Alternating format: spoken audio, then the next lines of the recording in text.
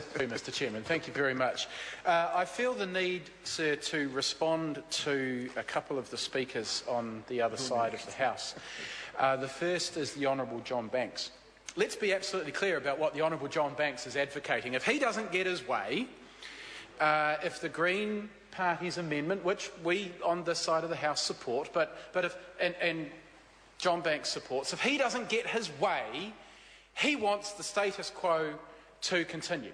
He wants unregulated, untested, unknown drugs available in your corner dairy. That's what John Banks wants if he doesn't get his way. He wants to continue the sorry tales that we are hearing from mental health and addiction treatment wards and centres up and down the country of the horrific impacts of some of these substances that are the result of the fact that we don't know what's in them, and our current drug law is not robust enough to deal with these new substances. That's what John Banks wants. And I want the public to be absolutely clear about that. Because this bill, unfortunately, this bill is a good bill.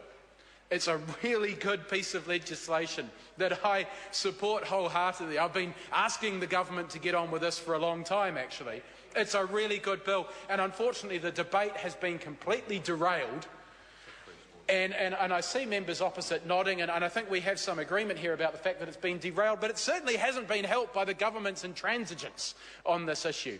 And for John Banks to get up and say, block this bill if I don't get my own way, and let young people continue to be harmed by these substances, I think sums up John Banks' philosophy quite well. I don't think it's actually probably the ACT Party's philosophy all that much, but it is John Banks' philosophy, which is, well, it might be the ACT Party's philosophy, but John Banks' philosophy is clearly to take more interest in animals' welfare than it is in people's welfare, particularly young people's welfare. And I really object to that from John Banks. I also object to the statements made by Shane Ardern.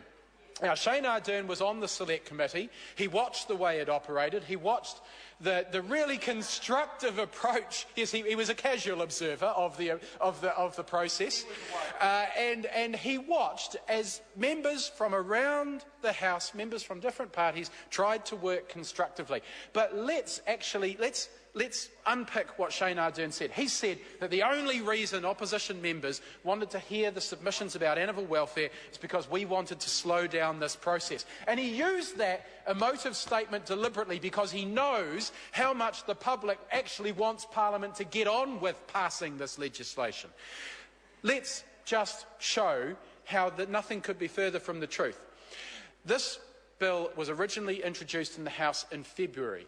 That was already 2 long years after the Law Commission reported back with a comprehensive report, of which one chapter has turned into this legislation. So the government took 2 years to get the legislation before the House. It then let the bill sit on the table for months before it got before Select Committee, and then when it finally took it to Select Committee, it told us we had only 2 months to get through the job of considering all those submissions, getting the legislation right and getting the crafting of it right so we could bring it back in a good form. Well, guess what? The Minister got up and said, I don't think there's going to be any problems here. Not too many people are going to want to submit. Hundreds of people wanted to submit on this bill and they got blocked because the National Party actually knew that they'd got themselves into trouble. That if they listened to all those people, if they allowed the democratic process, which we think is so fundamental